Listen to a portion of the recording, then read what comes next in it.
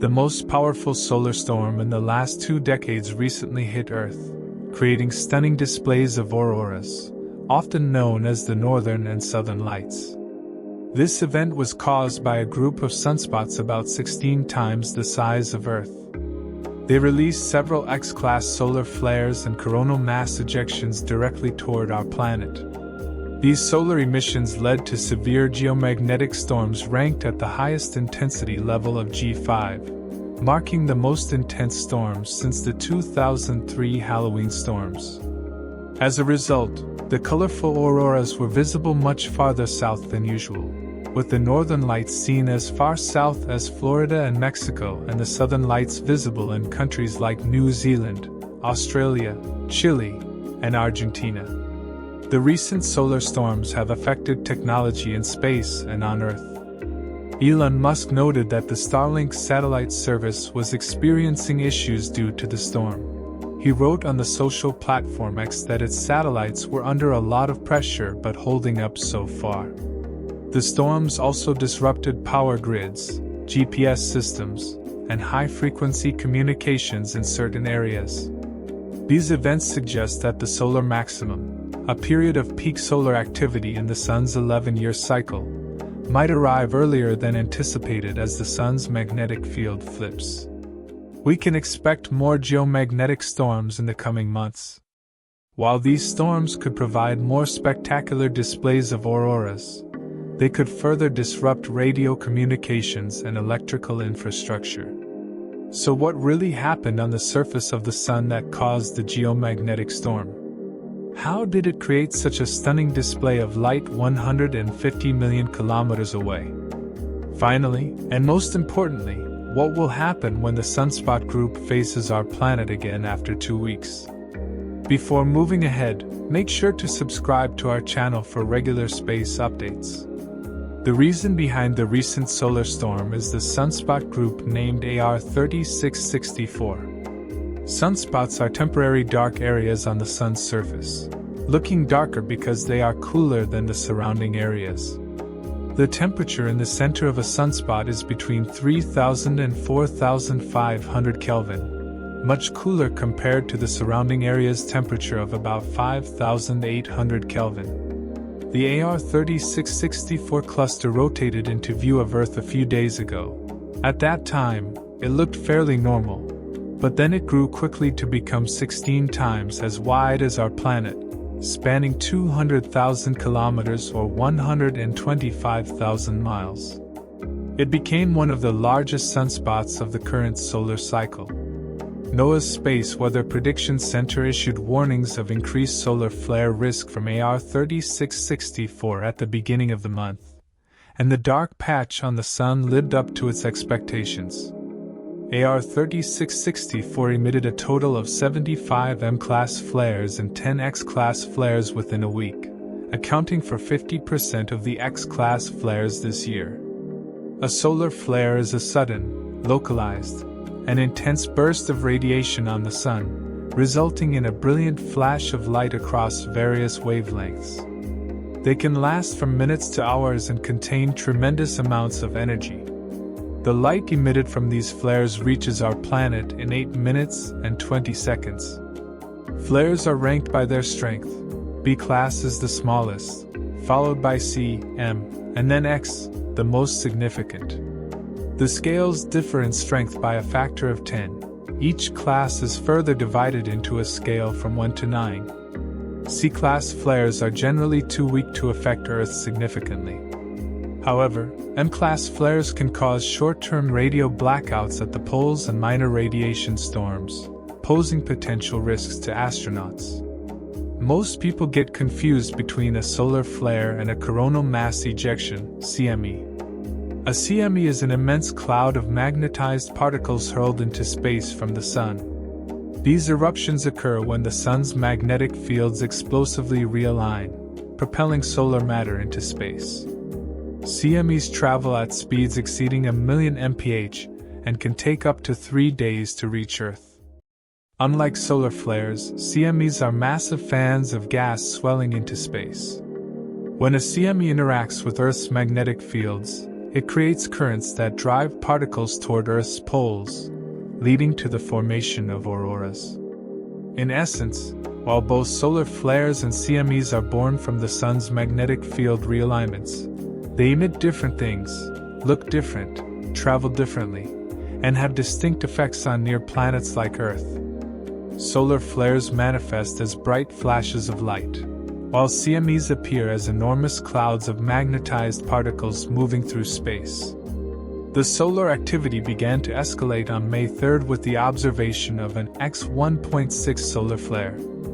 Within the next 48 hours, 2 additional X-class flares were detected. However, the situation intensified the following day when the sunspot region emitted an even larger X-4.5 flare, unleashing tremendous energy. The first coronal mass ejection was then observed departing from the Sun on May 6. A couple of days later, on May 8, another CME was spotted following an M8.6 flare. Then, on May 9, 2 X-class flares resulted in 2 more CMEs. By May 10, 4 CMEs were traveling toward Earth. Scientists believe the last 3 CMEs combined into a single larger event known as a cannibal CME due to their varying speeds and overlapping trajectories. When a CME reaches Earth, something interesting happens. The Earth's magnetic field deflects the solar storm. The magnetic fields couple together and create a funnel where the gas streams down on the day side of the pole, resulting in the daylight aurora. The magnetic fields stretch further back and couple together, the magnetic rubber band breaks, and the gas from the solar storm streams along the magnetic lines towards the poles on the night side. This is the nighttime aurora. Auroras are often thought of as green, but when they are especially energetic, they can light up the sky with huge red glows. The color differences are due to the types of particles involved and the altitudes where these interactions occur. Blue and purple auroras are seen when solar particles interact with molecular nitrogen up to 62 miles or 100 kilometers. Green auroras are created when these particles interact with oxygen at altitudes between 100 and 300 kilometers or about 62 to 186 miles. However, the striking red auroras we sometimes see occur during intense solar storms when these interactions happen with oxygen at higher altitudes between 300 and 400 kilometers. Additionally, for red auroras to be visible to the naked eye, they must be at least 10 times brighter than the green auroras. Geomagnetic storms can have significant impacts on electrical power grids and satellite infrastructure. During a geomagnetic storm, geomagnetically induced currents, GICs, can flow through power transmission lines and transformers. This can cause transformers to become saturated and overheat, leading to various electrical issues.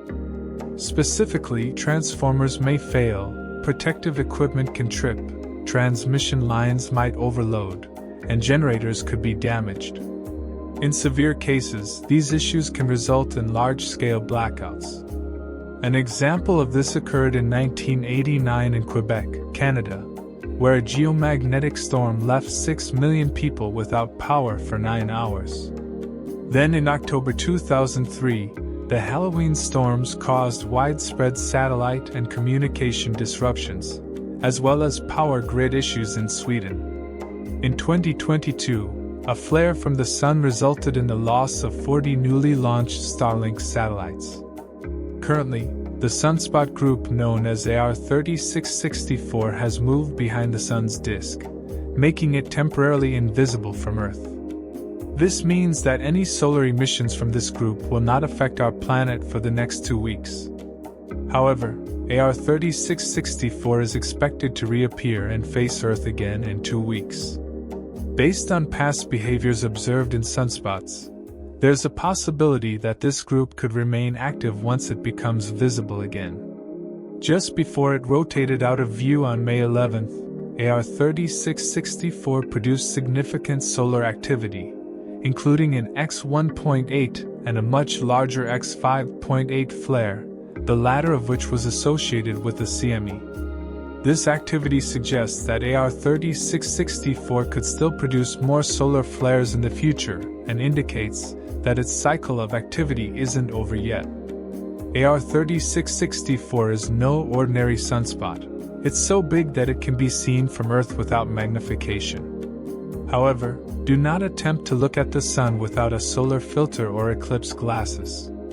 The size of AR 3664 is comparable to the sunspot that caused the Carrington event in 1859, the most intense geomagnetic storm on record. The storm associated with the Carrington event caused sparking and fires in telegraph stations, and auroras were visible as far south as the Caribbean and Mexico.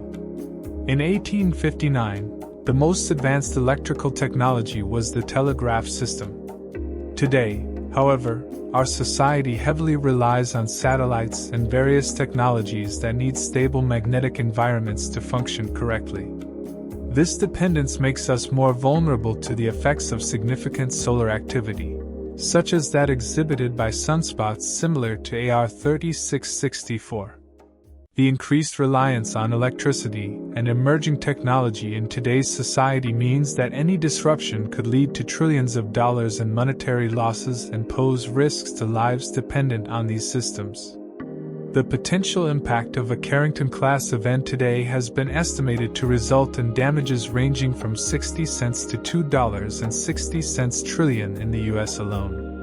It is crucial to recognize the threat posed by extreme solar storms and take proactive measures to protect our technology and infrastructure against the potential devastation of such events. The solar storms we experienced in May 2024 suggest that the solar maximum, along with the flip of the sun's magnetic field, may occur sooner than anticipated. We've created a detailed video that explains everything you need to know about the solar cycle and its impacts on us. Be sure to watch it to understand it thoroughly, and if you learn new things from this video,